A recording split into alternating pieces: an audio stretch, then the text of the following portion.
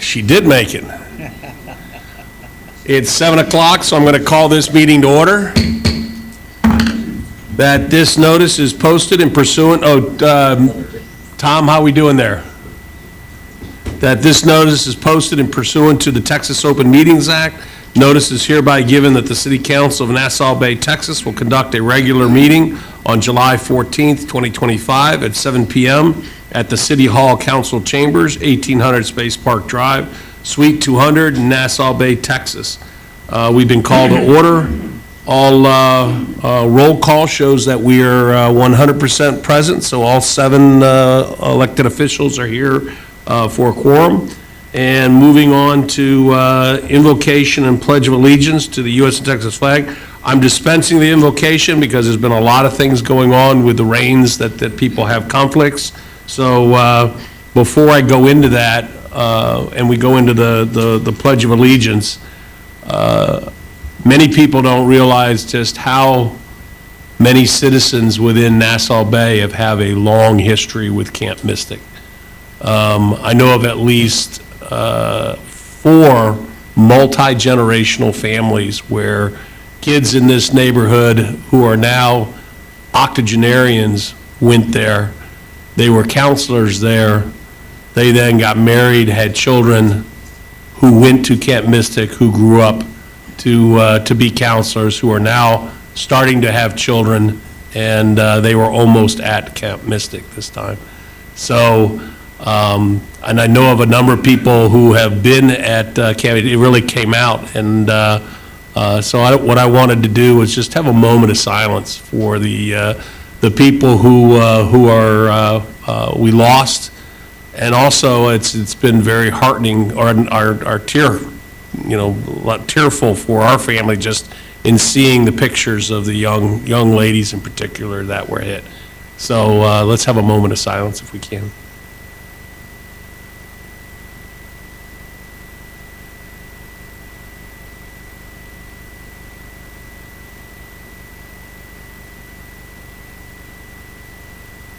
Thank you.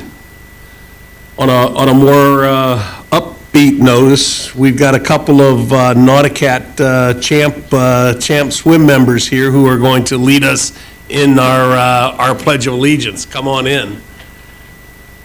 I think it's called Team Sommer.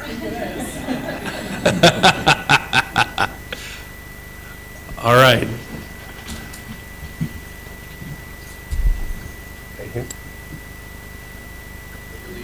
To the flag of the United States of America, and to the republic for which it stands, one nation, under God, indivisible, with liberty and justice for all. Honor the Texas flag. I pledge allegiance to thee, Texas, one state, under God, one and indivisible. Please state your names for everybody. I know I'm embarrassing the heck out of you, and I see those eyes, but I'm going to give them back to you. So please, if you would, introduce yourself to everybody here. My name is Team Summer. Otherwise known as Team Summer. And so,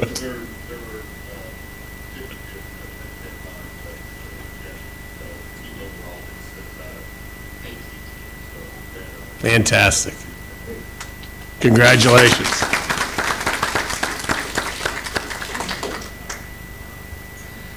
Okay, next is appointments, proclamations, and presentations and awards. I am going to say one thing, and I think Paul's going to say something too. We were going to introduce a code enforcement officer, the person that is going to be 100% dedicated to code enforcement, Eugene Gracia, but had a very unfortunate family emergency, a very serious one, and you may want to go into more details.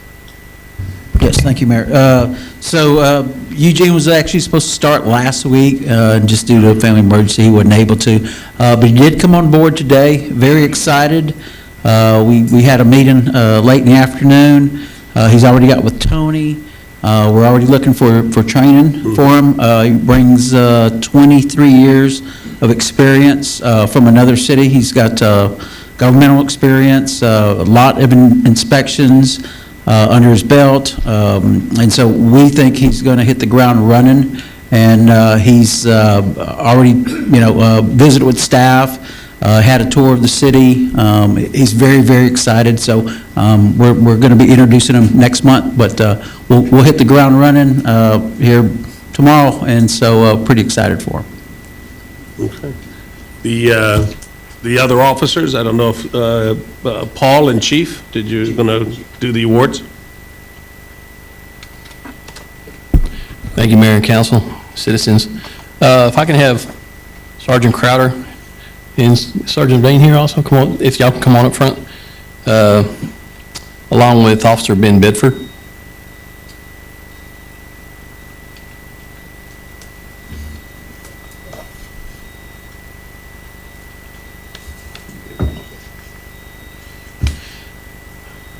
So we have Officer Ben Bedford up here for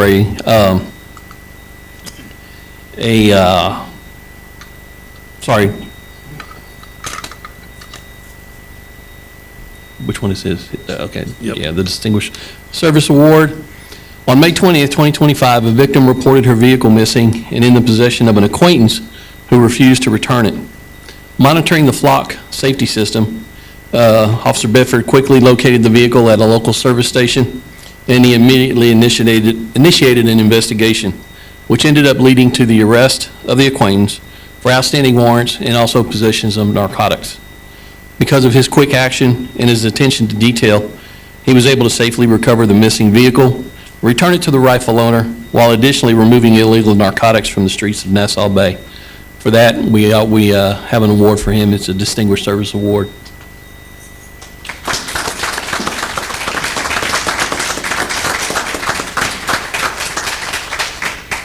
Get in here for a picture. No, come on, let's get a picture. Let's get a picture. Paul, come on.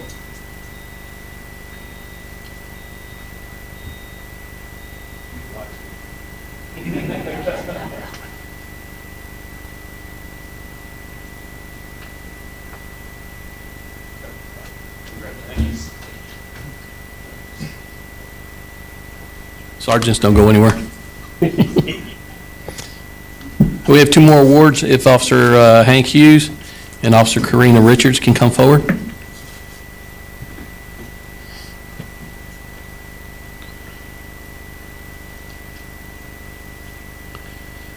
On May 26, 2025, Officer Hank Hughes and Officer Karina Richards responded to a reported shooting in the 2000 block of San Sebastian. Upon arrival, they located a female victim suffering from a gunshot wound to the neck area. The officers quickly secured the victim into the safety of a patrol unit. Officer Hughes actively sought out the shooter, or the offender, while Karina Richards provided medical care to the victim. Because of their quick and heroic actions, training, and dedication, the victim was safely evacuated from the area, stabilized, and ultimately survived her wounds.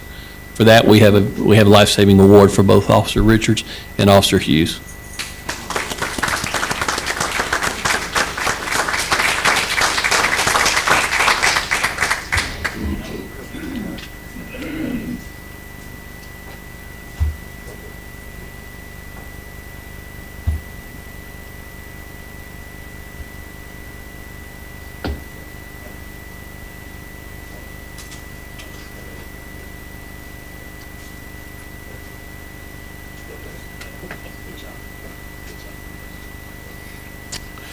And that's all I have for now.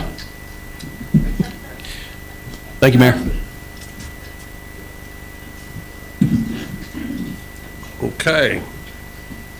Moving on to the agenda, citizens' comments and public hearing. It is 7:12, so anybody who would like to speak before council, this is your time. Pete, remember, name, rank, and serial number. Hello, everybody. Pete Soroka, 18226, the Nassau Bay Drive. Well, I have a few comments to make. We're halfway through the year, coming through June. First, starting with the fireworks. I know we talked a little bit at Friday Coffee, but the fireworks, the best in the 23, 24 years that my family's been in Nassau Bay. So Chief Tom George, thank you, and council and the mayor for putting that together.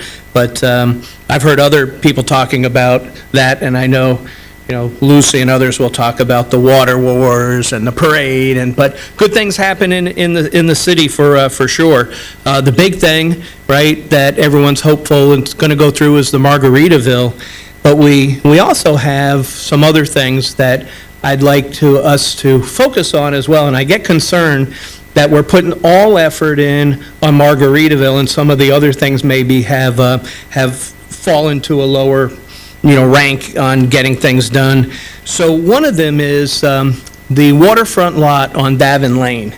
Right, that is an asset that we have owned, that the city owned and has owned for several years now, and I would just ask that we put that back on the radar and develop that into something. Whatever that turns out to be is great, but as long as we utilize that for the 1,200 homeowners in Nassau Bay, right, and an educational garden, doing water harvesting and things like that Paul has done for the residents over the years. So that's the Davin Lane. Just a quick comment on the water struggle that we're having now. My wife, Pam, who's at home, she said, well, make sure you mention to the city. She took a shower, and the water, she felt actually stung, was stinging, had a little stinging effect to it. So I don't know if anyone else has had that experience, but I thought I'd mention. Okay. No, that's a good thing. We're not complaining about that. But, so I know we're going to do, and I know Elias is on it, on the capital improvement project on repaving the roads that have flattened out, that aren't draining. My concern on that is that, we're way behind schedule. When we did the budgeting that Jaime did and put that together, it was going to be in the first quarter. We're going to get the bids starting the work in the second quarter. Well, now we're into the third quarter, and we haven't gotten the bids yet. And so I just want us to, not forget about this stuff, and especially because we have the window of opportunity where last year at this time, we had a hurricane. Anytime we get a hurricane, that knocks us, the rest of the year is kind of shot. So just please get that going. Arafat and the kidney dialysis center, nothing's happening there, and we're not talking. That concerns me, so I hope we pick that up. Lubies, I would ask that enough time has gone by, and, and what we wanted to do with Lubies just hasn't happened. So I would ask, on behalf of myself and other citizens that think like I do, that we rethink that and we re-vote on that, okay, on demolishing and then developing Lubies into something like Chipotle. And that's it. But overall, good things happening in the city. Thank you, Mayor. Thank you, Council, and the law officers, fire, and employees for making this city what we all want it to be. Okay, thanks.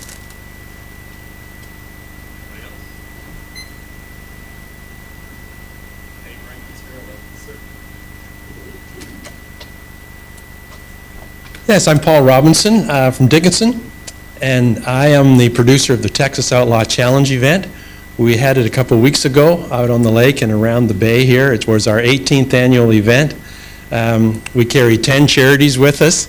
This year we're donating to the Home Helping Our Military Endure group that sends packages to our enlisted men and women, and also the Galveston families experiencing Down syndrome. That's a very good group south that has a lot of activity with the kids.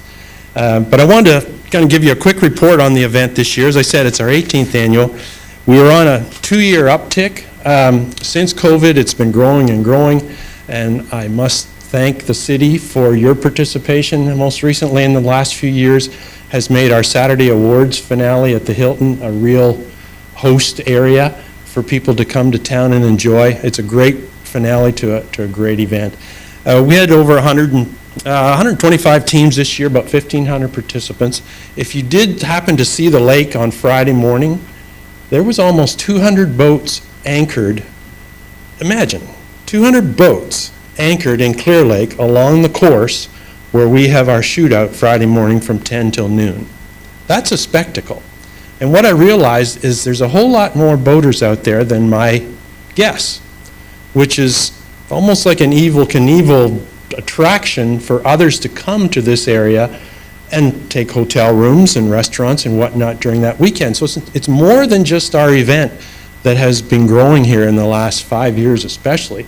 We have a spectacle, an attraction coming next year that will put down a 200-mile-an-hour pass on Clear Lake in 3/4 of a mile. They've already proven it in Lake of the Ozarks and Lake Havasu. These are the 3 events of these speedboats: Lake Havasu, Texas Outlaw Challenge, and then Lake of the Ozarks in September. And there's a group of boats that do this. And they came this year to scout the location. I had them at the top observation of the Hilton with the course. I mean, what a beautiful visual there of the lake that is, and they were so excited.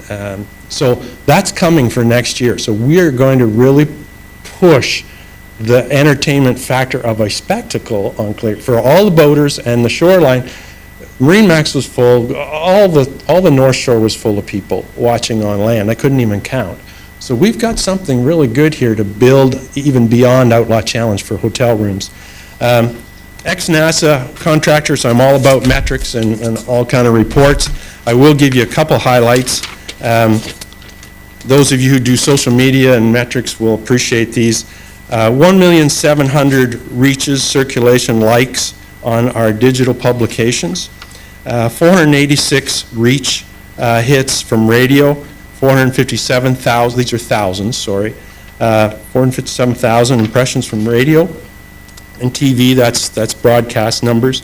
Advertisers, mailers, promotions, local businesses supporting on the reach, 327,000.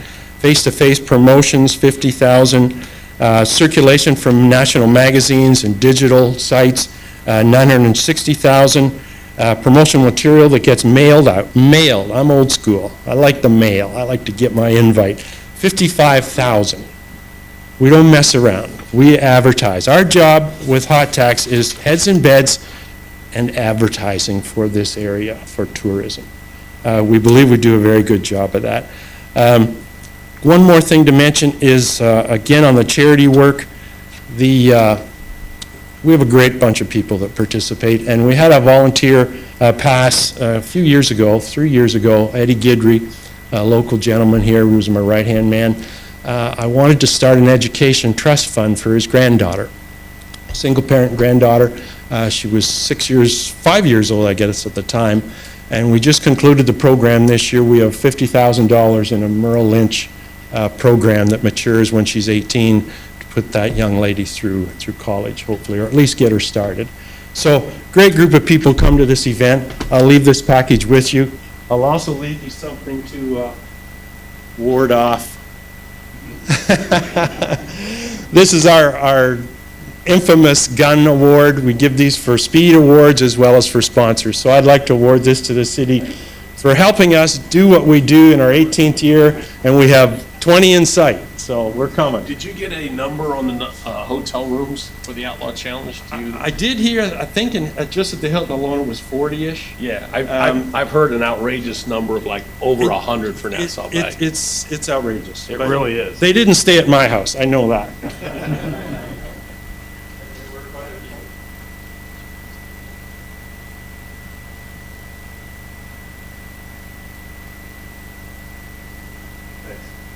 Really excited about the I know, I tell you. This is yours. Oh, thank And you. we'll see you again next year. Thank you for your support.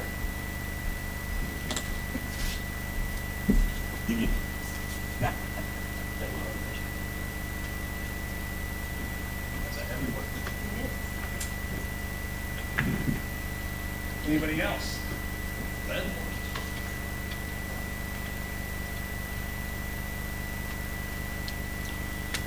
Glenn Venables, 18222 Caprice Lane. My subject tonight is water quality. I have two requests I'd like to pass on. Last Thursday evening, I turned on the water. I think I was brushing my teeth, and the odoriferous smell hit me, and the water just smelled absolutely terrible. And then, of course, in the process of brushing my teeth, tasted terrible. I meant to call the city Friday morning to find out what's up. From a previous incident sometime in the last year, I don't remember exactly when, I surmised, well, the city went on the well water, because this happened once before, and I experienced the same thing. I meant to call the city on Friday morning, I did not, I forgot. I finally posted it on the Nassau Bay Facebook page on Sunday. I said, what's up with the water? And then finally, today is Monday, finally the city put out a notice. And I said in my Facebook posting, please put out a notice. So my first request is, number one, when you go on city water, please put out, well water, put out a notice immediately. I guess Pete mentioned it, and several other people on Facebook mentioned they noticed, they thought the water was terrible too. The posting that Nassau Bay put out said, of course, that it said you can notice a difference in taste or odor. They said it does meet the state water quality standards, which is okay. So my first request is put out a notice immediately so I know to go to the grocery store and buy some bottled water, because I don't want to drink it. And secondly, I'd like to understand what the real difference is in the water quality of the well water compared to the city water. I mean, the normal city water.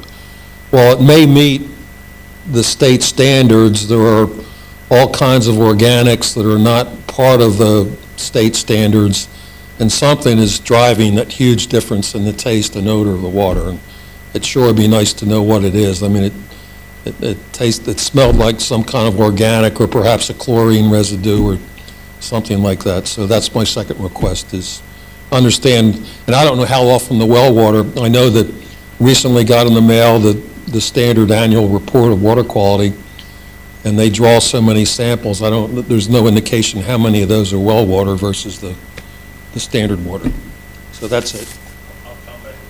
Len, there was a leak in the main coming to Nassau Bay, and we have the well water system on standby. So if our water levels go below a certain amount, they get triggered. And I'm with you, as I think we've said before, and I think we went over this, is that whenever we put it on well water, we should put out an announcement, because we do catch some of that odor.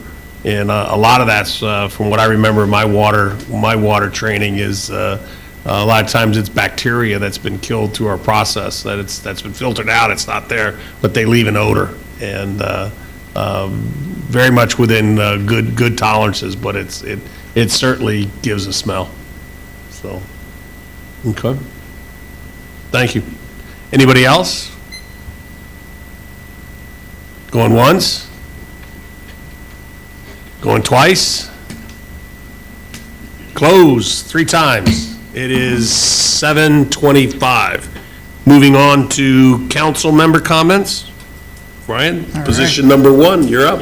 All right. First, I want to say just thank you to everybody. It's a privilege to be here. This is my first physical appearance. I'm the new guy on the block here. I was here virtually last month, but we had some technical difficulties, but just really glad to be here.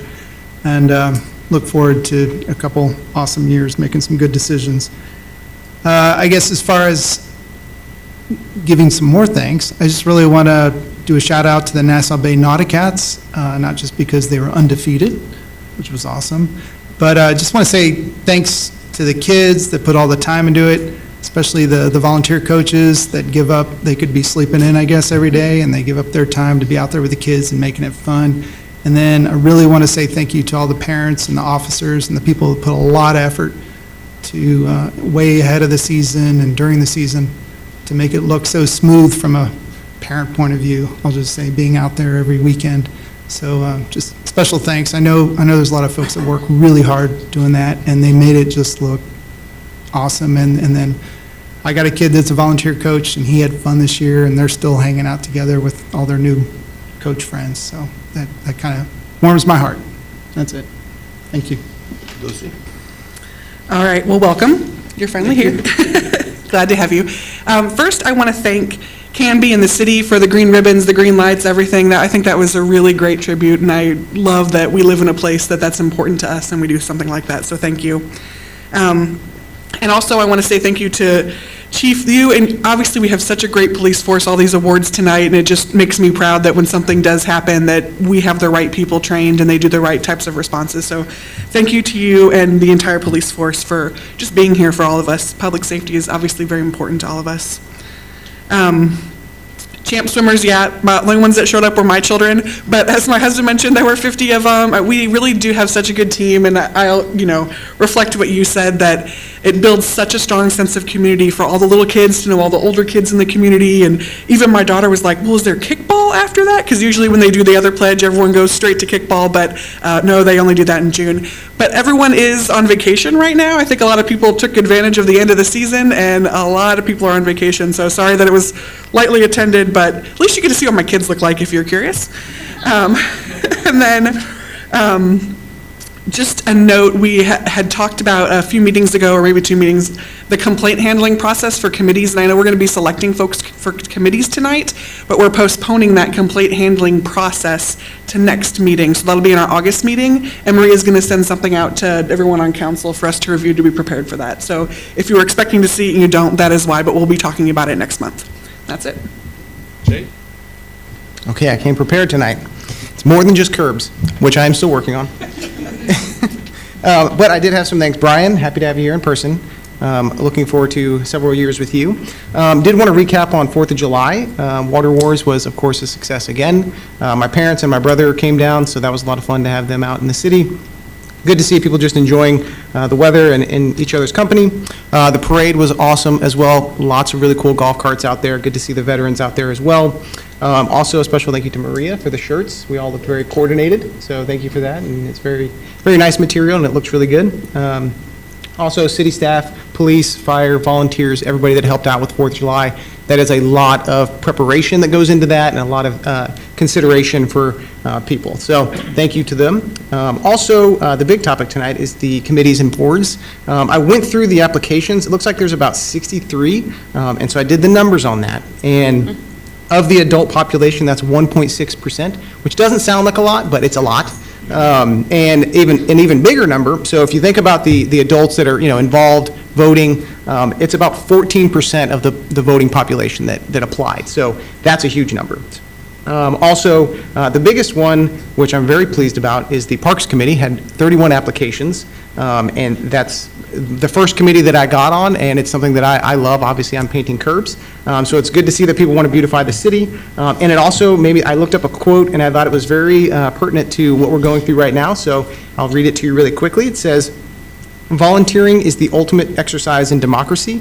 You vote in elections once a year, but when you volunteer, you vote every day for the kind of community you want to live in." So the amount of people that applied makes me very happy with how our community is participating. Also, I'm not sure if anybody's aware, there is a lot of heat going on right now. It is extremely hot outside constantly, but more so, there is a development in the potentially coming into the Gulf towards the end of the week. So please, now is the time to be prepared. Hopefully it doesn't actually form into anything. I looked at it, it looks like the models are showing it going to Louisiana, which I feel bad for Louisiana, and they continue to get hit, but now's the time for us to be prepared. Also, thank you to the mayor for bringing up Kerrville. That's just a reminder of how vulnerable we are to nature. So now is the time to be prepared, and if something happens, it's the time to stand together. So there have been some local drives. There was Kemah had one. I went and donated some stuff there. So if you see some local drives, please donate. Those people are going through a lot right now. So that's the summary of what I've got, and I finally came really prepared. Okay? All right.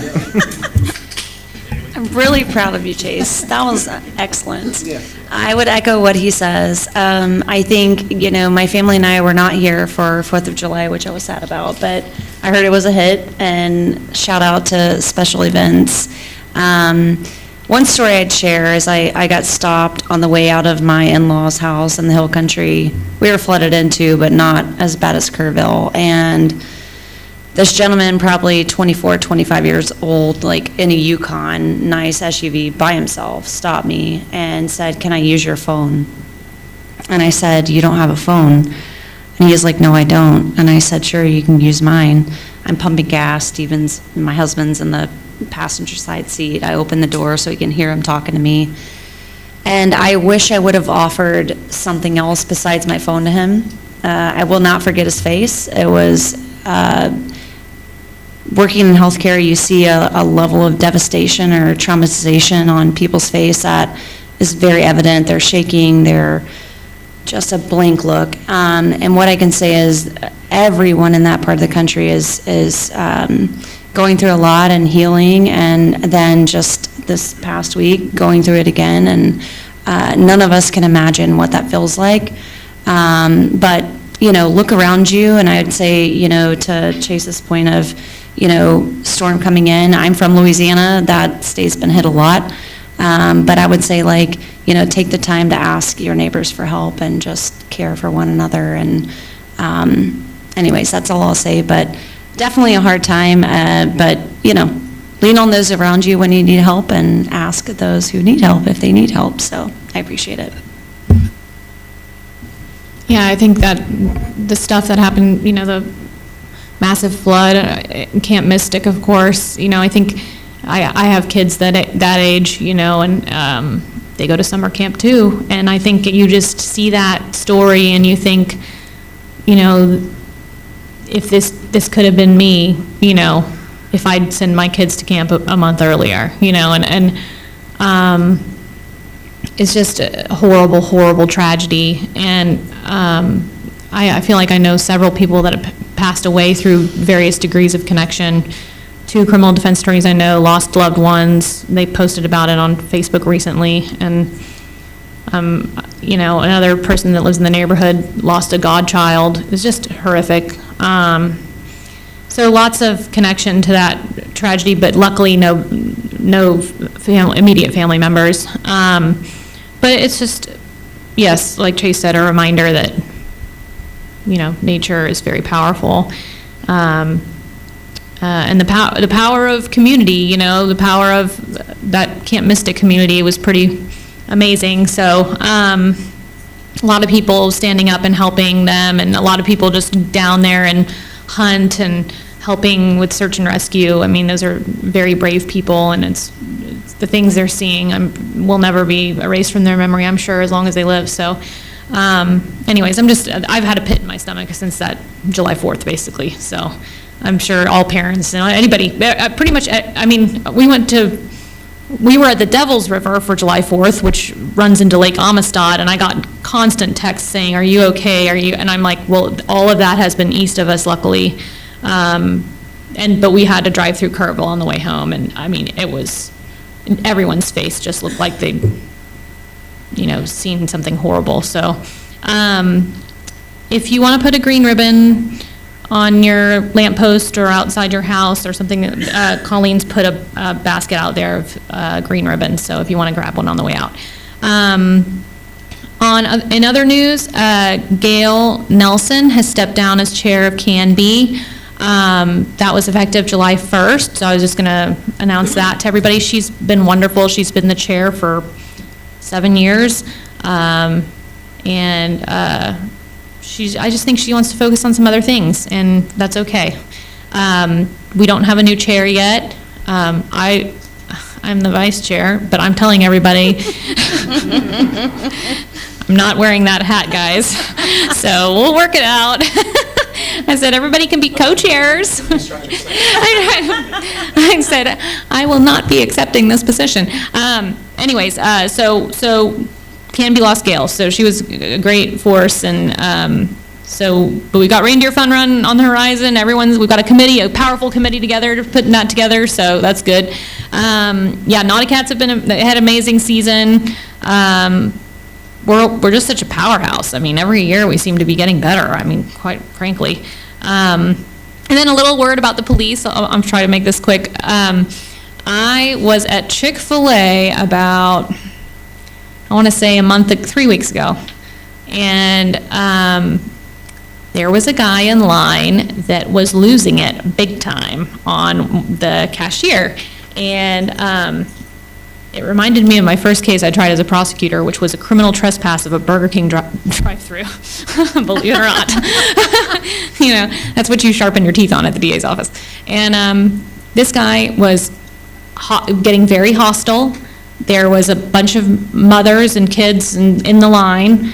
It was just an average summer day at Chick-fil-A, right? There are just kids everywhere. And he started yelling and getting very aggressive and yelling profanity and demanding an apology for a wrong order. I mean, this guy was really losing it. I had some words with him. The mom behind me had some words with him. He kind of blankly stared at us, and then a big guy kind of escorted him towards the door. But meanwhile, myself, quietly, and the Chick-fil-A employee had called the police.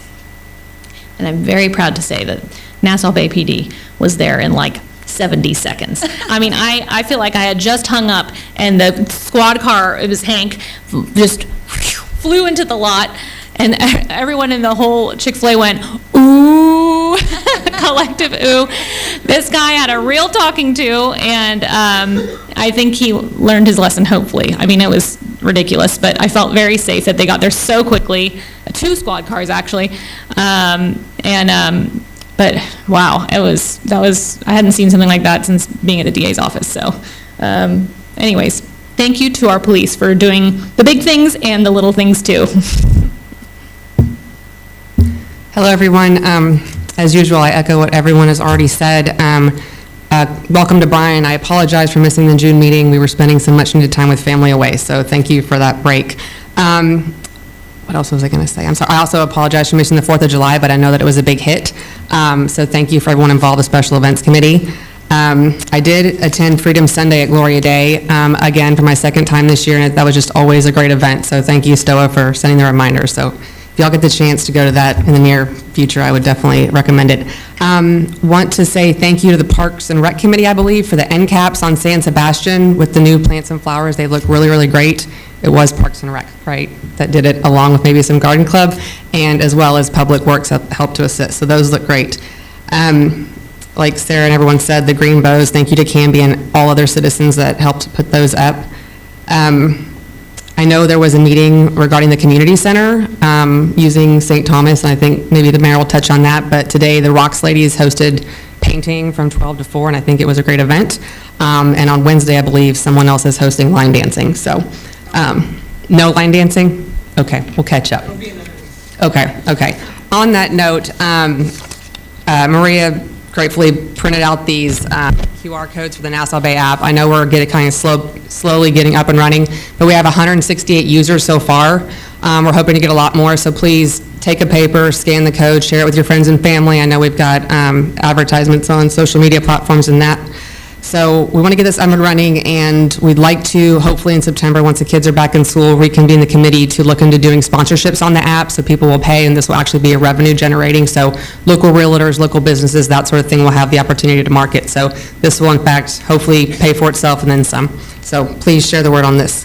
And like Chase mentioned, hurricane season is upon us. Again, I was not able to attend the hurricane preparedness meeting, but thank you for all those involved in hosting that. So please get a game plan in place, and happy to be back. Thanks.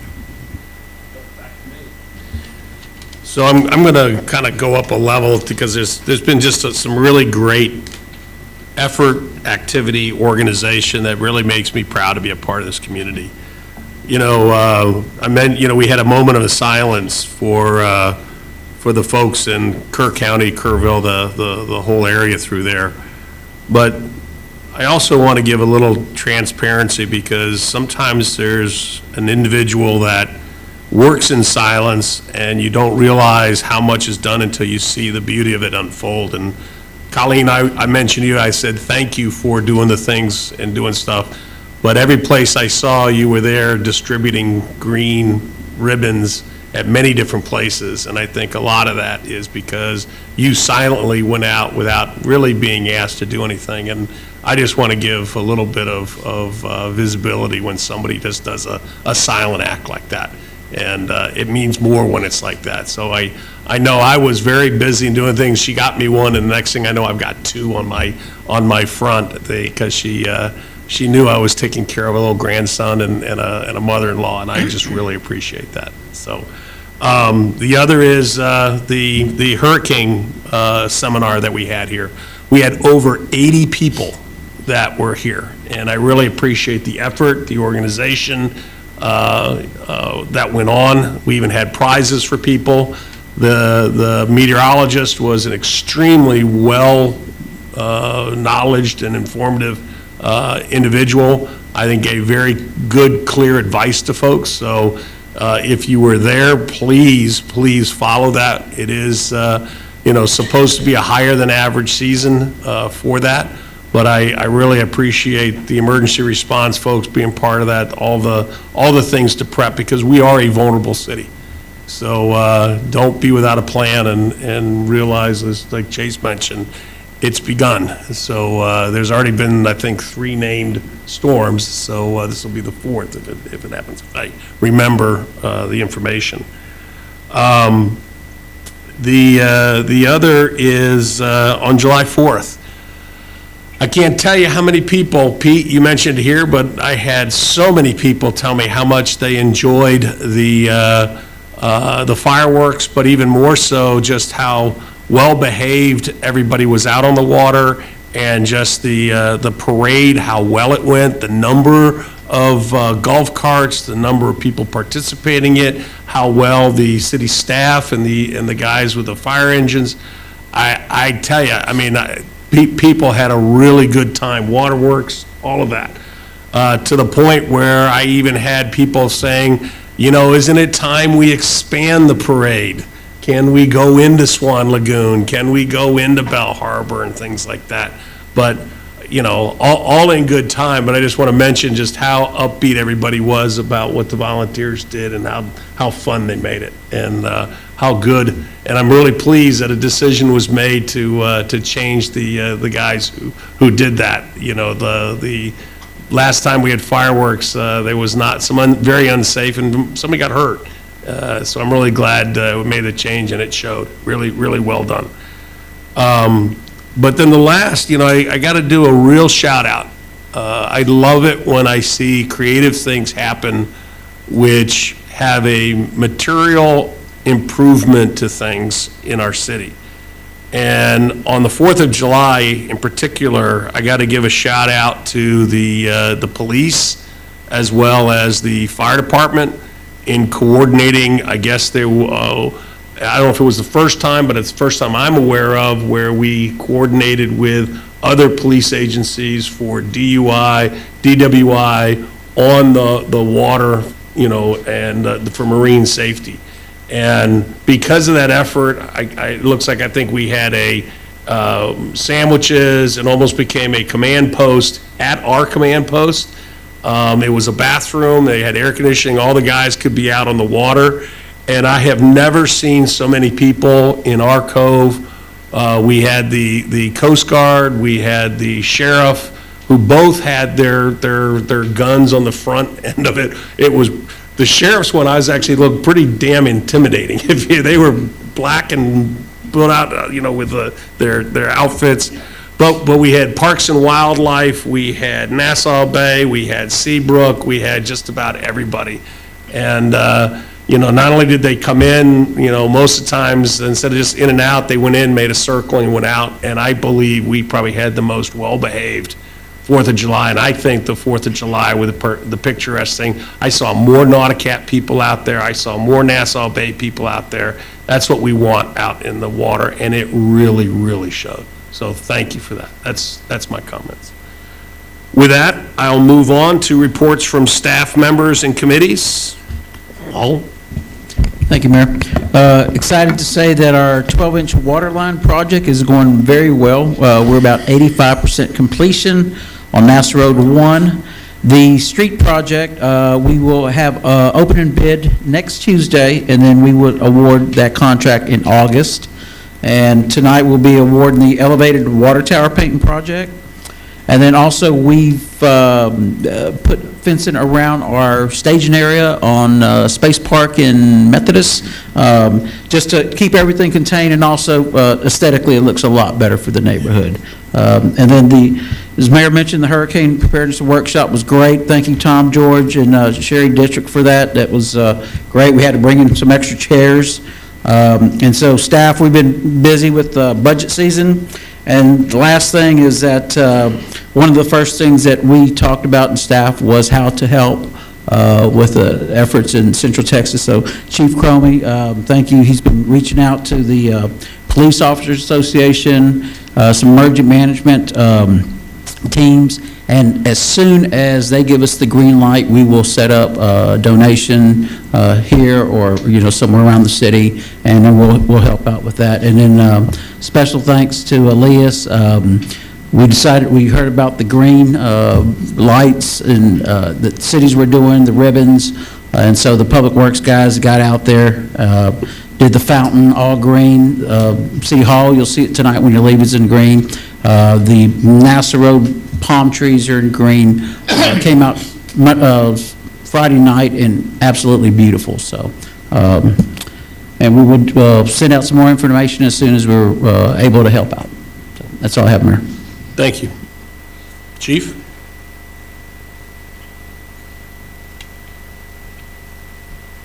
Again, thank you, Mayor and Council. If I can piggyback on Paul Lopez real quick, we did discuss about assistance for the Central Texas and the Hill Country and everything. And the information we were getting from Texas Police Chiefs Association, some of the emergency management up at Kerr County, they had all the resources that they need at the time, all the provisions that they need. I can tell you from experience, and Tom George knows the same thing, this is not going to be a short-term recovery for those people up there. It's going to be a long-term. So our decision is to wait till they tell us that, that everybody wants to flood in for the first 2 or 3 weeks, and then they leave, and then there's no resources up there anymore. So we're waiting for them to give us the information of what they need, when they need it, and then we'll organize something here with the city, like Paul said. So we haven't ignored that. We just want to wait till the right time where we can provide them what they need. I can tell you from experience, when I was in Dickinson during Hurricane Harvey, there was a lot of supplies that came in that we had to scuttle and trash because we just didn't have any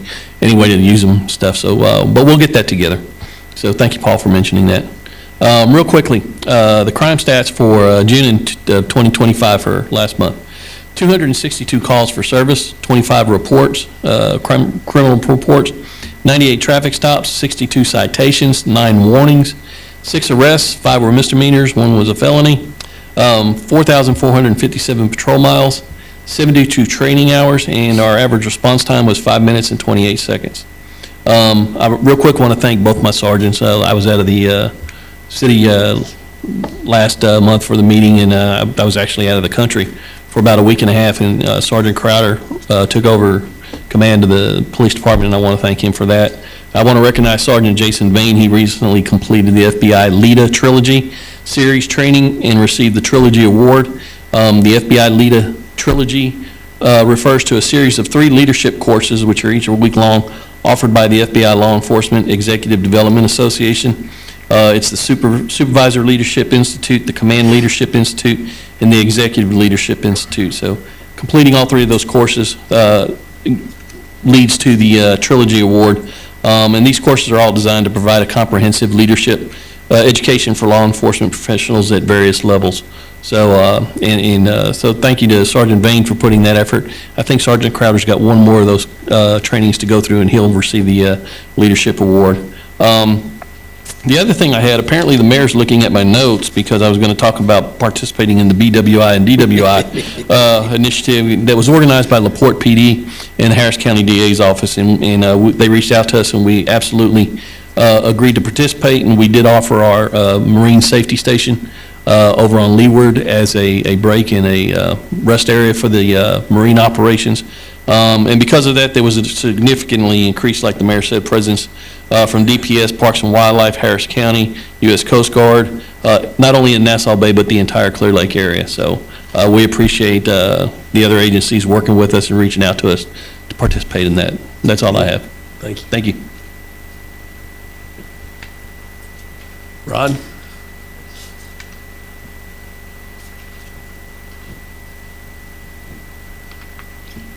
Evening, Mayor and Council. Both Matt and Joe were prior commitments, so I'm going to do the report for your Nassau Bay Volunteer Fire Department. We're 40 members strong. We have 2 in the pipeline, which is good. Just to get the facts, I guess, straight, over the 4th of July weekend, we had 6 agencies that came into and used the Leeward Station. Coast Guard, Department of Public Safety, Texas Game Wardens, Seabrook Fire Department, Lee City, who also helped, coordinate the fireworks, and the Harris County Sheriff's Department. Yeah.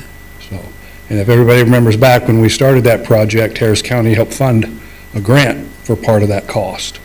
So it's a shared resource for everybody within the area to have rest and relief. They definitely have the meanest looking boat. Yep. That is truly intimidating. Yeah, but we got the biggest water pump. Yeah. Any questions? No, I'll make something else is, Rod happened to be on the boat, and he did something very, very interesting that was both fun and caught attention and really helped people realize that fireboat has a lot of capability. And he turned on the fire hoses. I don't know if people saw that out there in the water, but that thing shoots a good, I'm just going to say 50 yards, 60, 70 yards. About that. And they were going through, and there were people out in the water wanting him to spray, so he was shooting up, and talk about water wars. I mean, they win, but I have to believe you hit 10, 15 boats. The kids loved it. Kids loved it. People were there. People were cheering. And then he had to come and get the mayor's house, and I was out there, and he hit me just point blank in center. So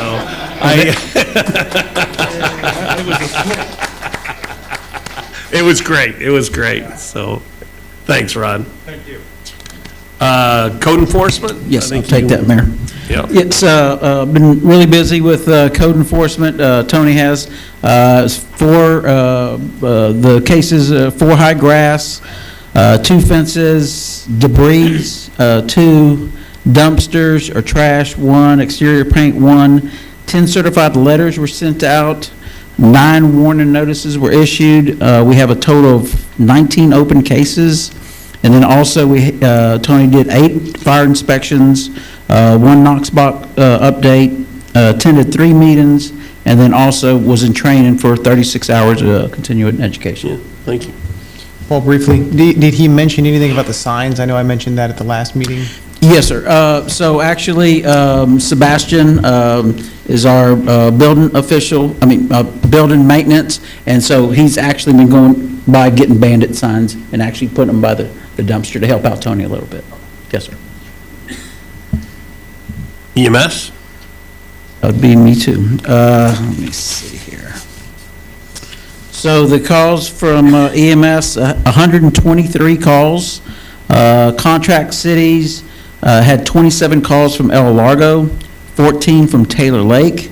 Mutual aid out to the city, League City 0, Seabrook 11, Webster 14, and then mutual aid into the city were all 0. So we don't get mutual aid, but we sure give it out. Yes, sir. Okay. Public Works, any questions for EMS? Public Works? Good evening, Mayor and Council. For Public Works, our capital improvement projects, McKinney continues work on the Nassau 1 water line project. To date, a little over 5,800 feet of line have been installed. For Water Department, a new water tap was put in at 18702 Martinique. 2 water leaks were repaired, one at 1439 Antigua and one at 18591 Martinique. For the Parks Department, the crew assisted with the 4th of July event. The lights at Tranquility Garden were repaired, and sprinkler repairs have been ongoing. For Streets Department, the inlet top for a catch basin at 2817 Lighthouse was replaced. The repairs on the finger piers were finished and new lights were installed, and curb painting has been ongoing also. Any questions? Special events? So Michelle couldn't make it. She had a conflict. She was planning to be here, but I said I would report for her because it's pretty easy this time. Everybody had a really good time for 4th of July, as you guys have heard over and over again. Water Wars, we had 2 new watering stations, including James's house, so thank you for that. It was just a lot of fun, as always. I love small town parades, and ours is, of course, the best. I didn't get someone sent me a video of it last year. I didn't get one this year. I'm like, man, I need to set up my own camera so I can watch the whole parade, just because it's so much fun. There were so many great entries, even just driving around before the parade. People really I was decked taking out. pictures of other people's golf People really carts. decked out this year. Yeah, and then, so all around a good time for 4th of July. The next event that's coming up is going to be Halloween in the park. I don't have the information on what the date is, but I do have the information on when you can help if you'd like to join or just come to special events and help be part of it. So their next meeting is going to be August 5th at 5:30 p.m. right here. And they do it the first Tuesday of every month, so you can remember that at 5:30. And yeah, come join them. It should be a good time. And if you want more information about special events, you can always ask me or the folks that are on the committee. Thank you. Parks and Rec? Nancy? Just kick it.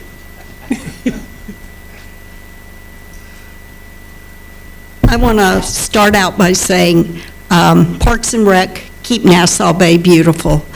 And all the green bows and the green lights, that's what's beautiful about Nassau Bay. We focus on the aesthetics. Colleen, thank you, and we appreciate it, and it's shining. But that's where we are every day, so thank you for that. I have a short information, not really. Okay, Founders Park. We had yoga in the park earlier this summer, and it was well attended. We're looking at doing some other things there. It's got to get a tad bit cooler, but it's really just so y'all can spread the word in the mornings if we do it early. It's really nice and beautiful. I'm not a yoga person, and it was wonderful. David Braun Park, I'm going to kind of flip to the mayor on this one. The pickleball court is imminent. We're waiting for 7 straight days of sunshine. I think that's what they need. At least 5, but they want 7. Yeah, well, we haven't gotten 2, 3. Maybe right over David Braun, but that's where we are. Nevertheless, we're going to add a couple of new blue swings. Lots of people walk that big walkway around the path, and there's some benches, but there's a big area, where you cut back to go to the baseball park, going back toward the pavilion along that sidewalk. There's 2 places where swings would be really nice, where you could swing and enjoy it, but also from a safety factor. There's a lot of people that are walking in this heat, and you could go a long ways and feel bad and not have a place to stop. So it's that way too. It's for safety. The other thing is we want to thank Elias. He's been wonderful meeting with me and emailing, texting. I'm like, oh, look here. Anyway, can't say enough about him. And the whole park, Public Works. Volleyball, we've got a nice net. We've replaced one net. We're looking at replacing another and maybe adding sand courts to it. He doesn't know it, but I looked it up. It doesn't take a whole lot, a little bit of a drain, but here's my thought. Until we get those 5 days, that's an easy way to give families to have fun. Yeah, correct. It's just bringing in a little sand, clean sand, but look, he's smiling. But it's another way. What we're trying to do is give families time to be together and enjoy the parks, build those memories, and small things like the volleyball courts, the pickleball, the tennis. We're getting lights replaced. 14 of them, 16 of them, I understand. Yeah. And I even heard from people that don't live here but come over here and play, that the strobe lights are kind of distracting. Somebody hit somebody with a racket. We do that purposely for visitors. We do that purposely for visitors. No comment. Okay, so also, the police are kind of following me because I make a lot of circles around looking at flowers and stuff, and I don't think they quite know what I'm doing. Anyway, it's fun. But I noticed in the park there are rogue benches, and that means we have benches that are sitting here, and what the heck are they looking at? Nobody knows. I'm sure there was a tree or something at some point. So these guys have been awesome. They're moving the rogue benches and putting them in a place that's better suited for looking at something besides the sky or whatever. So that's been funny. We've replaced the blue pots, the plants out there.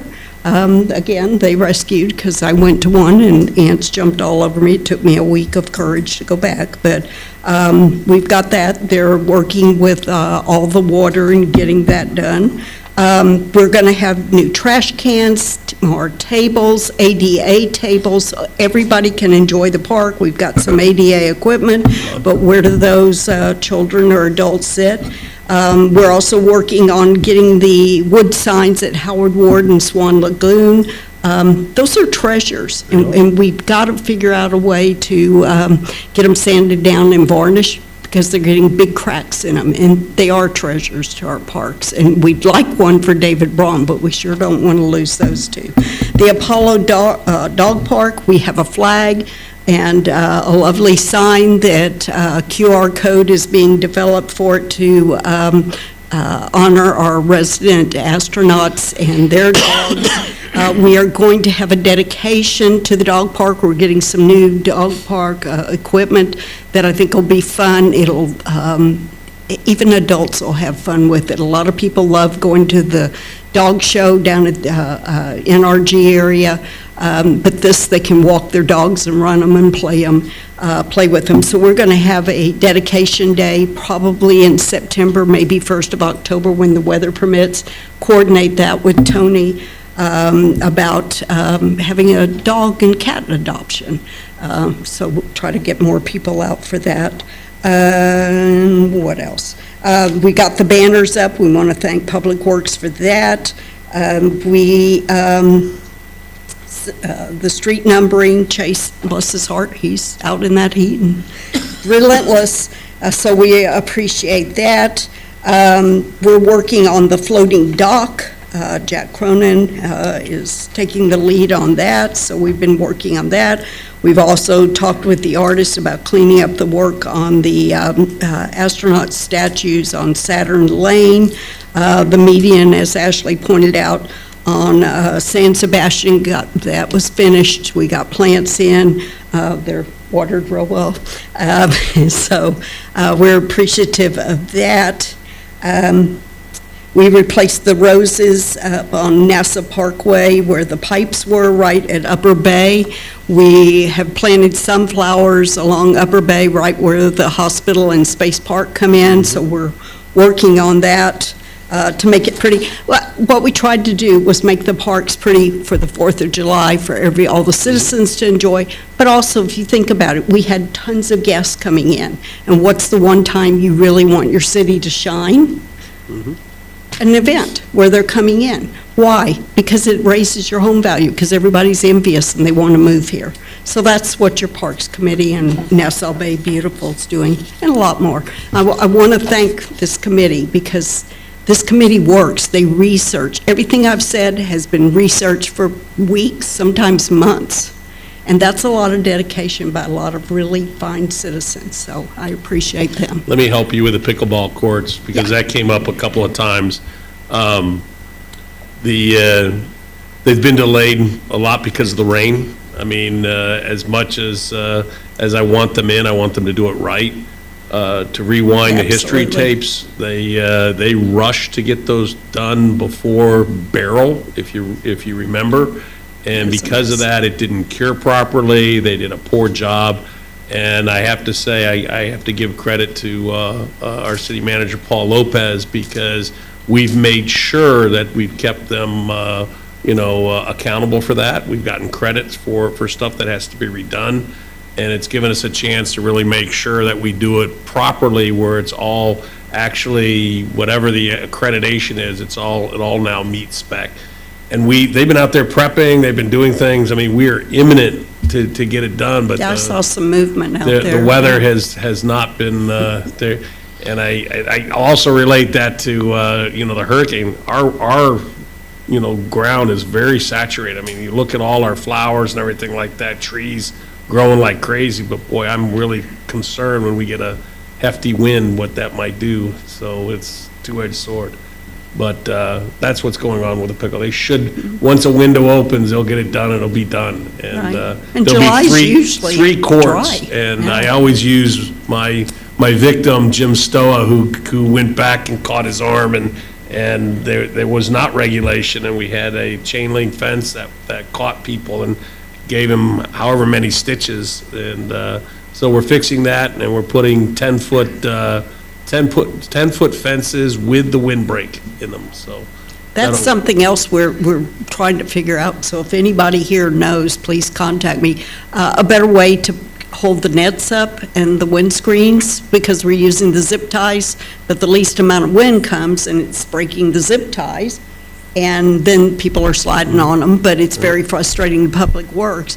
We can't put too tight because it rips the windscreens and the nets. So if anybody belongs somewhere or can go up and study a net or windscreens and not get arrested, let us know, because that's what we're trying. I've been looking online, and Public Works would probably know better because I see different kinds of screws, but then people are saying, well, I bring my screwdriver to the court and loosen it up. So I haven't found anything definitive, but we do want to try to keep the nets regulation and even. So we are trying, so, thank you. Nancy, I did want to, oops, I'm sorry, Nancy, don't leave. Nancy! Don't leave. You're trying to sprint off. I do have a question for you. I was out for a run the other day, and I saw a sign, I guess I can show it to you. It says, skating permitted on old courts only. Do you know what that is? No. I don't know what the old courts would be. The dog park that says kick me. Yeah, I was very confused. I just wanted to make sure I brought that to your attention. I know we're not having a meeting this month, so skating permitted on old courts only. So it's between the animal shelter and the tennis courts. Somebody must have put that up. Yeah, I mean, it looks like it's an official, it looks like it's been there for a long time. Okay, and that's blocked off as well, so. So, Please do. Where the pickleball courts used to be an old set of tennis courts. Those were the old courts. Okay, well, that sign needs to be removed or something, so. Whoever has the authority to remove that sign, I'll go out there and do it myself if I can, but that's just very confusing to me. Okay, all right, okay. It's right by you know where it's at? Okay, all right. Good for you.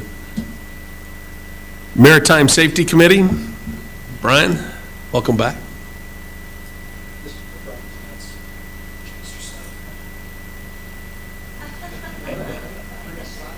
OCB, it's the OCB. Even worse, Brian's sign is inverted. Welcome. I got a reason to be up here, so. All right, now we're. There you go. I think so. all righty. We have not had a meeting since the last city council meeting. However, our next meeting is this Wednesday at 4 o'clock. The two big things that we're going to address is we're going to get a final tally on what signage still needs to go in and any last adjustments that we need to make. I know Elias and his group have already gone and moved the buoys on Cow Bayou a couple of times, moving them more out of the channel. They were kind of pinching the navigable channel down. He moved them out more towards that sandbar on the west side of the channel. That way, boaters can actually use the channel a little bit more efficiently. The other thing we're going to be working on is we're going to be getting these questions for the survey that we're going to put out, kind of a quality of life, what people want to see, how are folks utilizing our waters, and of course, those who live around the waterways, are they noticing an impact in terms of getting awareness out with noise reduction and things like that. And we are going to open it up. Obviously, something that like goes out on the internet, it's going to eventually get to everybody, Nassau Bay residents and non. So we're going to put a little checkbox, are you a resident, non-resident? That way we can also weigh their input more effectively. Looks like 4th of July, from the reports I had, we had, during the daytime in the neighborhood of around 100 boats. For the most part, everyone was pretty well behaved, from what I've heard. Looks like around about 60 to 65 boats were there for the fireworks. So it looks like we had a really good turnout on the cove, and that's pretty much it. The only thing I'll add, and I let Paul know about it, is right there at the tail end of 4th of July. It was, or soon thereafter, somebody actually picked up one of the no-wake zone and was trying to steal it. So from that standpoint, I don't know, it looks like they decided to not steal it. They dumped it a little bit there, but, So you we're know. talking one of the signs, or talking one of the buoys? One of the buoys. One of the buoys, actually, there's two now missing right there in the cove. And so when you're looking at not only what hasn't been, but just is make sure with some of the buoys if they're in the right place and if they're being, if we've got some people doing some things, we need to be aware of that. Yeah, definitely. And it was actually my mother-in-law who said, "What are they doing out there?" Sure enough, they were stealing the buoy, so. Reminds me of my college days when we'd, on the training ship, we'd go into foreign ports and people would take I road was signs amazed from at how quickly Copenhagen. they could do it, because I went to try to get my camera to see, but they were already gone. So, I mean, that's another thing, just how to, anchor those better or something along that line. Yeah, look into better ways to secure things. Yep, Heftier chain or something. yep. Cameras. GPS air tag. Thank you.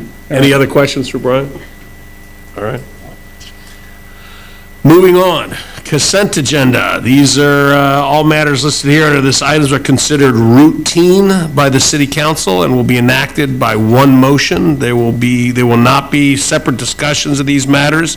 If discussion is desired by any council member or any item, the item will be removed and we can consider them separately. There are three here. There's the consideration and possible action to approve the minutes of June 9th, 2025 City Council regular meeting. There is B, the consideration and possible action, accept the quarterly financial and investment report for June 2025.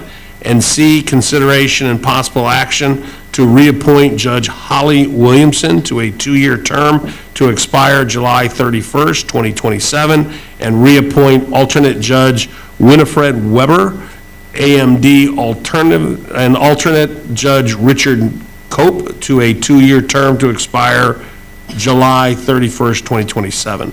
Does anybody want any of these pulled from the consent agenda? I don't want to have them pulled, but I do have two modifications. Under the council meetings for June 9th, under number 6, council members' comments, it says Hale Yule.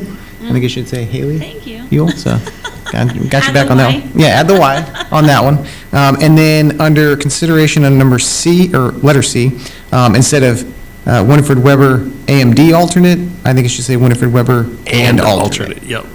So those would be the two modifications. Other than that, I would move to approve the consent agenda with those two modifications. Anybody disagree? Then I need a motion, Second. or second? Yep. Then I'm going to call for the vote. All those in favor? Passes 7-0. Moving on to old business, council update regarding the installation of security cameras at city parks and waterways. Yes, I'll take that, Mayor. So I did reach out to Friendswood, and actually, they do have the vigilant cameras that we have, that Chief Cromie actually got with Lighthouse, and so it's the exact same cost. Exact same setup, basically. What did you call it again? Sorry. Vigilant cameras. And that's, Lighthouse gave us the proposal. It was 5 cameras, 5,000 per camera. For 8 cameras, it's 40,000. And then the extra, it would be running power to the cameras, and then also the streaming fee of $1,355 per camera for 3 years. That's $10,840. And then the installation, the server, they're estimating about 10,000. So for this total package, it'd be about 60,840. And that's what Friendswood is using in their parks. I know El Largo was thinking about going to the same system, but their concerns were storage, and then also the Freedom Information Act requests, trying to get information. So just a consensus, because we've had a number of things here, and I just mentioned another one where they're stealing, our buoys. Do we want to have this go out to a bid to see just how we can maybe get these costs down and has certain specifications, or what do people think here? I think that's probably good. I mean, we usually do that in situations where the cost is over 50,000, right? So Yeah. might as well see what, I feel like technology is advanced enough that we should not be paying crazy amounts of money for this. I don't know. I'm with you. I bet you an RFP would get at least a good competitive range of things. But I appreciate the work that's been done, because that gets us at least to where we need to do. And I think here is, I do want Tom's involvement too, because we're going to have how much went in-house, how much do we want out-house? So I think it would be appropriate at this point. I think the FOIA request, that is an interesting factor in this, and if there are more advantageous technologies or methods that would help kind of avoid that, I think it'd be really annoying for people to make a FOIA request and someone have to dig through hours of video to find, Might be just retention too. Yeah. Does that have, I mean, we have retention would be better than a 60 days is, may be gone. Unless there's a reason to keep it. Yeah. 60 days sounds like a lot too. So, we'll see. The bid amount goes to 100,000 after September 1st. Say that again? The bid minimum amount that you don't have to bid is going from 50 to 100,000 on September 1. Oh, thank you. Even still, I think it might. That's right. I hear you. Yeah. Okay. So from our time until September, do we have time to do an RFP? Because I think you're going to get a lot more bids. I think we should do it even if we don't have to, because I think this technology, there's different people, and Yeah. I think you'll see them come out of the woodwork. 100%. I don't think we need to try to do this, but I put that out there. Okay. Okay, I'll start working on that. Yes, sir. Thanks. And then next is the council update regarding the live stream, agenda, meeting management, and boards and commissions. I'll give a break or a block for Maria. She was gung-ho about going forward with something. You can say more about this, but she ran into a pretty, how should I say, vocal complaint for some of the direction she was going. It was kind of last minute, and she does not want to not vet out that issue, and you may want to say more, Maria. Yes, so I reached out to a couple of cities currently using the vendor that I had previously received some quotes from regarding our live streaming, our agenda management, and our boards and commissions. I did receive a quote. The vendor came out and looked at our setup. Yes. I'll just turn up my mic. It's on. Just get it closer. Turn it. And we had a vendor come out and look at our specs, our cameras, our current setup, to see what we actually would need to be able to get a quote for our live streaming and our meeting management software, our boards and commissions. And we did receive a proposal, which looked pretty basic. And I did want to give y'all more or less some figures as to what we're looking at, because it's pretty much the same, just different vendors. However, I did run into some negative feedback from the other cities that I reached out to that are currently using that vendor. And so I do not feel comfortable at this time recommending it, but I'm happy to answer other You're questions. going to vet it out. I'm continuing So it's just to- too much fresh paint to be able to just Yes. hold for a month. Correct. Is what I understand you want to do. Yes. And let me throw an additional, just like we put in infrastructure to fix our water main lines so our guys didn't have to dig 10 to 12 times a month, that to me is a very poorly value-added job. I really would rather have them do other stuff like they're doing now. I'll say that's a similar analogy. Maria having to transcribe all these things from audio or video recording to do it from vocal to the written word is a tremendously time-consuming effort. It is not a good use of her time. It's mandatory that we have to do that, but there's a lot of technology out there that would save huge amounts of time and that would really offload the city secretary position and provide easier access for citizens for minutes and everything like that. But, so this is something to be seen, to be coming, and it is important to me personally. It's pretty much, it's inevitable. We have to move towards that direction for transparency, accountability. I know it's one of council's strategic priorities, goals, and I know the residents also would like to have access to digital public services and things like that. And it would help tremendously with our boards and commissions. No because that was a lot of filtering and manual work, and it would be a lot more transparency on our webpage as well for our forms and just to streamline all our processes. Yep. So Okay. that includes our boards and commissions, agenda meetings, management, and our streamline. Okay. Any questions? Didn't we have like a subcommittee for this? What happened to that? Yes, that kind of. They've involved her. Hey, guys, yeah, you and you. Yeah, is that gone? Well, you tapped into that. I pretty much just kind of just. That's okay. Took it. I'm just curious if they just fell off they were like, oh, you deal with it, Maria. It was kind of like a start over kind of process, so I just picked it up. Okay. Yeah. Anything else? Then I'm moving on to new business, number 1, which is consideration and possible action, Resolution 2025-07-14-01. Consider and take action on a resolution of the City of Nassau Bay, Texas, establishing a fee for the use of credit card payment for utility, permitting, or municipal court transactions. Good evening, Mayor, Council. Staff is, currently, the city is absorbing all credit card fees, and staff is recommending that we pass that fee on to residents that pay via credit card. So just to kind of give you some feedback, fiscal year 2024, the city paid about $37,000 in credit card fees. $18,000 was applied to the water sewer fund, and $19,000 was applied to the general fund. And as of June, the city has paid $34,000 in credit card fees. Already? Yes, that's correct.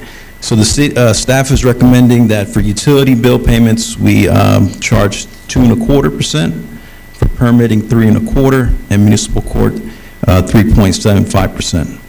So right now, our average utility credit card transaction is about $189, and that's skewed because we have in June, we had about 3 customers that had paid with the credit card, and their bill was over $10,000.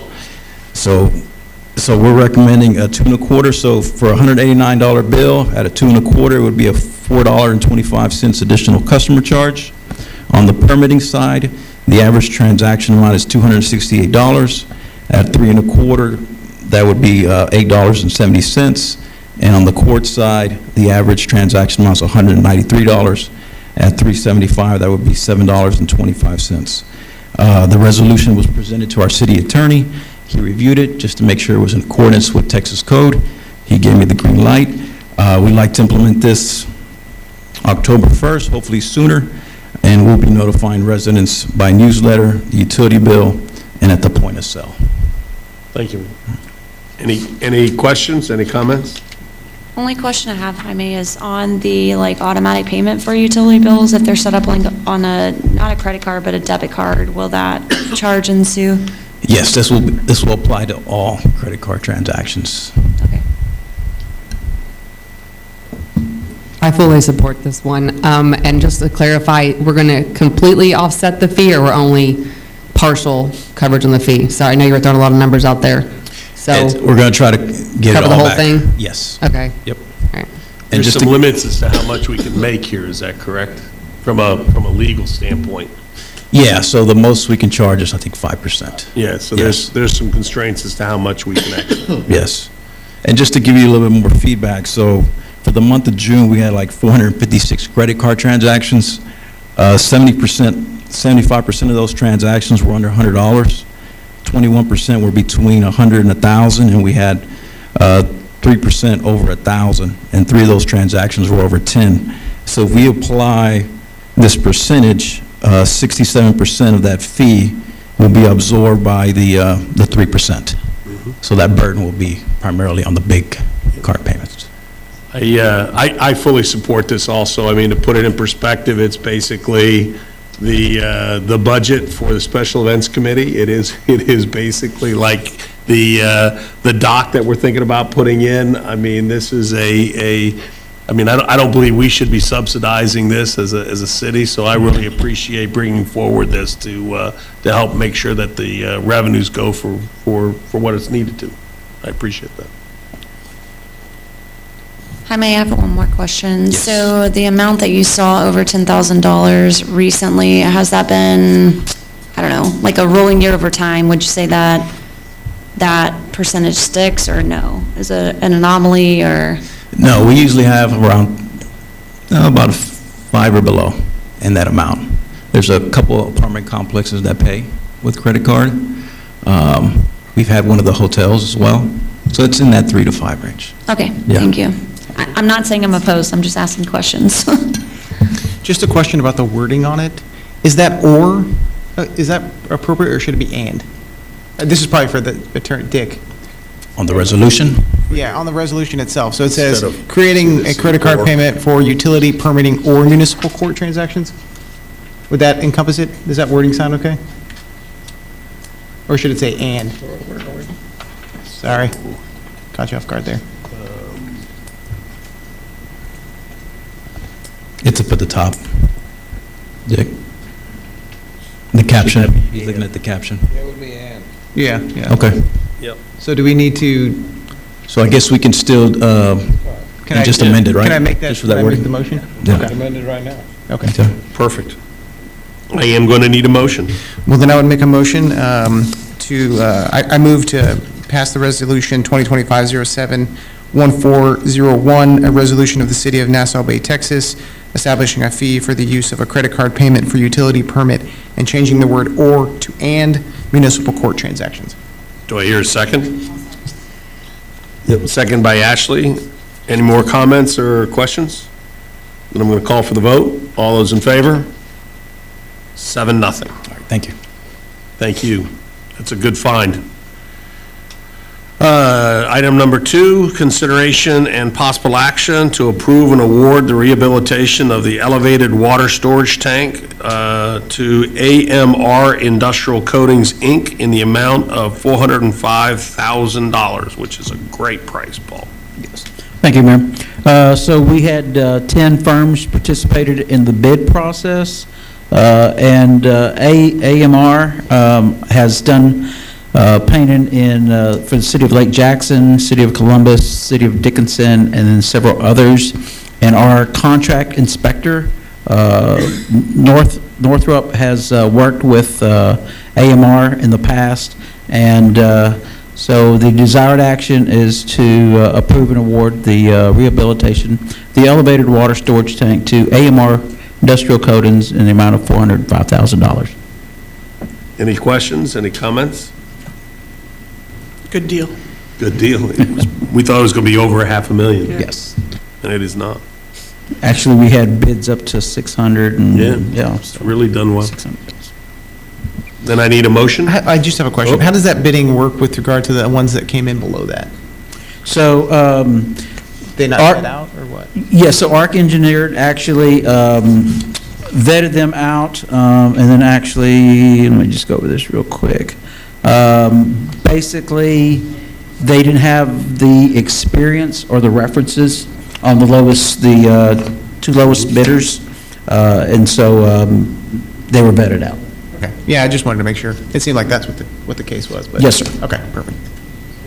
Well, with that being the case, I would move to approve and award rehabilitation of elevated water storage tank to AMR Industrial Coatings, Inc. in the amount of $405,000. Do I have a second? I'll second. Second by Sarah. Any other questions or comments? Then I'm going to call for the vote. All those in favor? Passes 7-0. And I do also want to say, because I've already had the beginning of my phone going off, to the debate is what we're going to have on the outside of the water tower. And just so you know, there are significant, groups that are starting to get into this game. There's the people who say it used to be only blue. Then there are people who say just Nassau Bay. Then there are people who say with a logo like we have it, which is currently up there. And then there's even people that are saying it's 5 o'clock somewhere. I don't know about that one. All I know is there are some people positioning, and it'll be fun to hear. All I know is for anybody who has any input on that, call Paul. That painting, right? No, it's Painting of the tower is going to be extra, but how much is that? No, it's a part of the whole deal. Is that part of the $400,000? Absolutely, yep. Yep, this is inside and out. Okay. Number 3, consideration and possible action regarding appointments, reappointments, and the establishment of term dates for members of the city boards, commission, and committees. This is why we're basically here tonight. This is the big one. And for those out in the galley, we've changed our process so that we do 2 things, is again, one, to offload the city secretary from having to keep up with as many committees as we have, to where there are appointments and the communications and the publishing to make people aware of them, that we're doing them all for the first time at one time. And we're also synchronizing that so that every time you have a new council elected, like here we have Brian, who's here, that the new council has the opportunity to have input on all the committees all at once, which we think will be productive as we do this. We're going to talk about people. I'm going to try to make this as simple as possible. We need to do this in public session. So from that standpoint, the committee things, there's recommendations, at least when we said for consensus, that we wanted to give at least some sort of priority to people who want to re-up. But we have some gaps, and we're going to go committee by committee. We're going to look at those that have said they want to re-up, and particularly the open positions that need to be filled. And I'm pleased to say, I think Chase gave a good assessment, but we've got quite a bit of participation. We don't have that many open. I think special events is the one that has the most, and we have people who want to fill those spots. So it is very pleasing to see the amount of interest there is to serve the city. And with that, I will start. So that says here. Can I ask some procedural questions of Maria, like as far as her notes? I'm sorry, pardon me? Can I ask some procedural kind of questions from Sure. Maria about the notes? Okay, so when it says member in parentheses, that means they are currently a member, is that correct? Okay. I found one thing where, on the planning and zoning, where it says Boris is a member, but I don't see him listed. So that's one thing that I found right off the bat. Also, what was the conversation that you had with the current members of the committees? Did you say, if you want to be on this committee, you need to reapply? That's correct. Okay. Also, Can I pause there? Yeah, go ahead, please. So, yeah, there's several people on the committees that did not apply. So what do we do then? We do have some that you will not find their application, but if they are listed on here, I had a verbal either conversation with them and they said that they did want to reapply or to continue to serve. And some send me emails. It was just a lot of last minute because I also did a courtesy email last week or on the 3rd of July to confirm that they were still interested because I didn't find their applications, and even Friday made some additional phone calls. So, But so I if they did don't- not. I don't think we said, I mean, just going back to process, what we said from the folks who are currently participating, that the question was, she was going to contact each and every one to make sure she got confirmation that they wanted to reserve. And that would suffice for being reappointed. And then from there, those who wouldn't be, would be then an open position to be considered. So the way I remember it, and maybe I'm wrong, but if their term was up or we were reappointing, they would submit an application which would validate their desire to stay in the pool of being on a committee.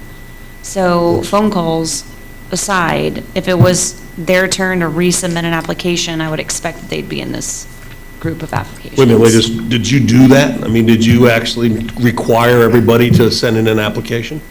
Yes. So we've been advertising for these applications to the committees since October, I believe. And on our advertisement, we've stated that if you're interested in being reappointed, please reapply.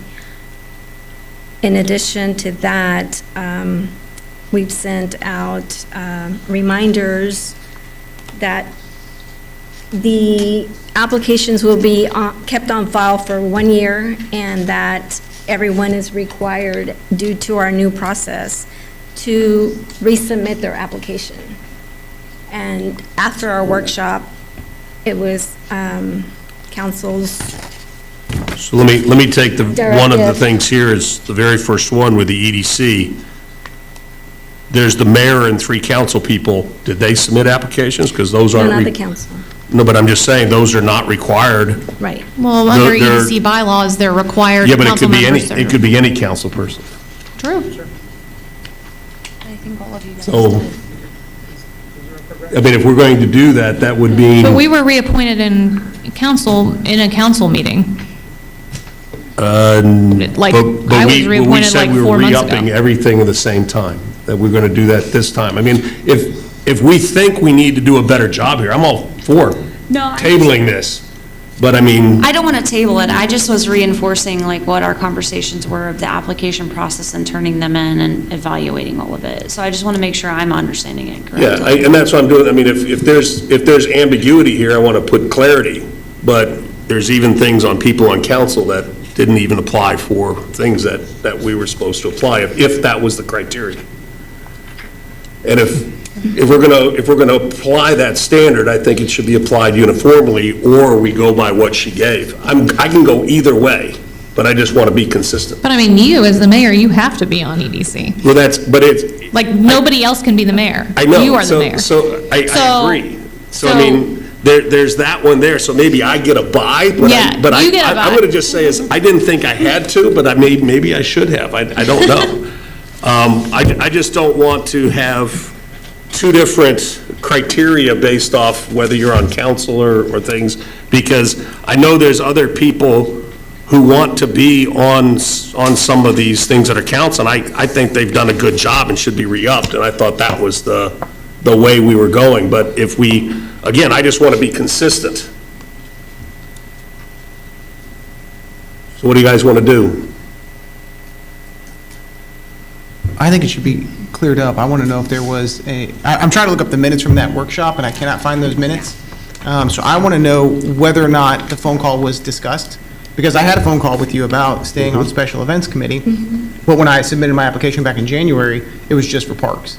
So I would be off EDC, I would be off Special Events, Yeah, correct. and that's, I mean, whatever, if that's the case, then so be it, but, I mean, I would like to be able to participate, but I want to make sure that I want to look at those minutes, because I do remember there being a conversation about getting verbal confirmation from these people, if Yeah, they were that's- still on the committee and we wanted to re-up them, or, I just want to make sure that it's clarified. So I would move to table this until I we get would that too. clarified. So I make a motion to move to table. That's what, Okay. do I hear a second? I'll second, and I apologize for. No, that's okay. I mean, if it's here, if it's not clear, then it's not, I just don't want there to, We're not supposed to debate after we do that. It's a motion has been for table, and there's been a second. You know, I need to call for the vote. All those in favor? Yeah, I would do that. You know, what I would say is that I like that idea too, now that we voted, because I'm trying to take some of the emotion. What was the result of the vote? 7-0. 7-0, okay. I'm sorry, 7-0. I don't want there to be, because these can get emotional, and I don't want there to be criteria and things like that. It needs to be applied uniformly. And if we have questions along that line, I don't want protocol and process to be part of that discussion. It needs to be agreed and not considered arbitrary or given appearance of And to arbitrary. Chase's point, I think it was a normal council meeting where we made. We had a workshop on it. We did have a workshop on it. Okay. I believe 'Cause- one of the resolutions states the process, which Yeah. probably is the one that, And I do feel very strongly that if we're going to require citizens, that council people contribute as much as the citizen. I didn't vote to table, so you make that a 6-1. Oh, is it? I thought it was It's okay, 7. it's okay. Sorry, I thought I saw it 7-0. It's okay. So it's 6-1. And so does this mean this will drag on through August and in September? No, So just August. It's going to be, It'll be Okay. tabled to August. so it's going to give everyone, say, council members who did not apply and just gave verbal consent or email consent, they will have the opportunity What to it- go on and apply. What it See, that's says more than is- just city council. That's Yeah, the what it issue, says is is like, are we everybody- extending the deadline? Because I don't think that should happen. I think we should clarify whether there was a deadline or not, and I don't know, it just kind of, it's confusing now, because we're not supposed to discuss, it's been tabled. Yeah, I mean, I agree. okay. Probably should have discussed more before we tabled. Then moving on.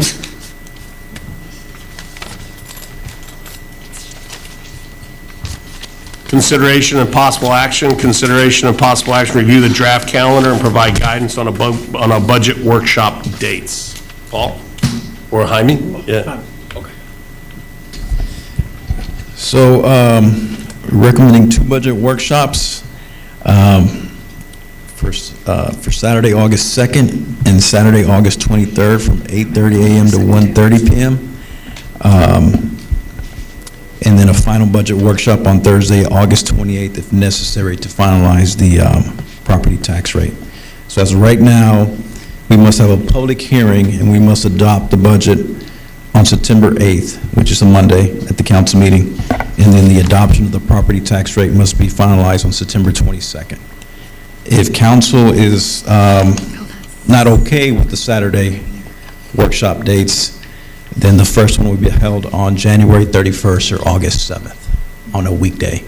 And then based off those discussions, then we can determine how many more workshops we have to have, if any. Okay? And the reason for Saturdays, more time for discussion, fewer workshops during the week, and it could provide some schedule flexibility for council members who work full-time. So the key is, you're looking at Saturday morning. Saturday morning, that's correct. And I was under the impression we may have parents who have kids with activities on Saturday mornings. And before we locked in, I wanted to give that one Yes. in particular transparency, and if that's a conflict. I think it is, but I'm not sure. I won't be in town August 2nd or August 23rd on a Saturday. I won't be. Or the 24th. I won't be in town August 2nd either. Okay. Not available August 2nd either. Same here. I'm out Yep. on August 2nd. What was I worried about? So Okay, what August about- 2nd is a problem. So do y'all just prefer just to have them on a weekday, like we have in the past? For me, I'm just out of the country until the 11th, so I'm kind of an anomaly. I think the other, they might be I'm able out to of the get a better country answer. too, those 2 days. So what about having our I'm in the first country, workshop but- on a Thursday on the 31st of July or August 7th? 31st. 31st? I think the sooner we knock this out, Okay. we can always cancel things at the back end, but we tend to have longer discussion than we think, so we always end up being short of time. So Okay. I would say we should start as early as you recommend as possible, Okay. just so we have the most time All possible. right, so we'll do July 31st, and then I guess after that budget workshop, we can determine the next day. Yeah. The next time. Are you here July? Will that work? Yep. Okay. All right, so July. What time? 6 o'clock, will that work? Yeah, it works for me. I don't know what other people. I'm not, I won't be here, sorry. I won't either. On the, I'm can you sorry. So like Zoom? August, I'm July also gone. 31st to like August 6th is a no-go, and then August What about 29th. August 7th? That's a Thursday. What about slightly earlier? I can do August 7th. No, I'm still trying to put together, yeah, I'm going to need at least, at the earliest, August 31st. August 31st? No, I'm sorry, July 31st, yes. You just Yeah. scared me there. Yeah. So you're thinking August? We can do August 7th. And then if August 7th, and then maybe we can squeeze in that August 23rd on a Saturday. When did we start last year? Do you remember? It was in July. Well, it kind of got pushed back because of Barrow. Yeah. So we really start having our discussions, I think, at the end of July. Okay. Because of Barrow. I could do August 7th by Zoom. August 23rd, I'll be in Panama, out of the country, so I will not be here. Anybody else? Does that work, those times? I mean, one person missing. I'm going to be gone July 31st through August 11th, so Through August 11th? I'm in the UK. Yeah, so that's. I could probably Zoom from England. On a different time zone, do you really want to do that? Yeah, it's going to be, that'd be like midnight, but I could did it probably in do it. Belgium. Yeah. I'll try. Yeah, I think we can knock everything out in August. I think we'll be Okay. fine. Okay, so we'll schedule the first one for August 7th then. All right. Okay? Thank you. Next is going into executive session. The city council will now hold a closed executive meeting pursuant to the provision of Chapter 551, Texas Government Code, in accordance with the authority contained in 1, Section 551.087 of Texas Government Code to deliberate regarding economic development negotiations. Okay? This should be quick. Voted on that previous item. It was only was it a consideration, or was it? Yes. And I think it was just a consensus. I don't think, do you need a resolution for that? You can do it without. Yeah, I didn't think we needed one. That was just provide guidance. Right? It is 8:47.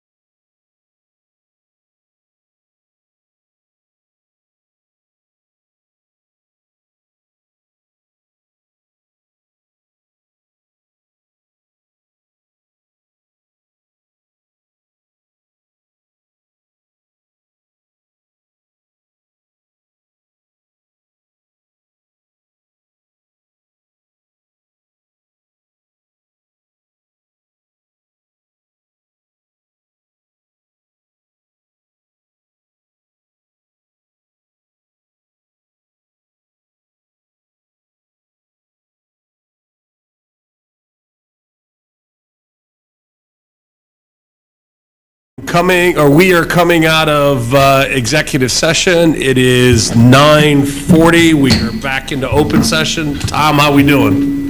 All right? Do I hear a motion? I would move to adjourn. Second. Moved by Chase, second by Lucy to adjourn. All those in favor? Passes 7-0. Thanks, everybody.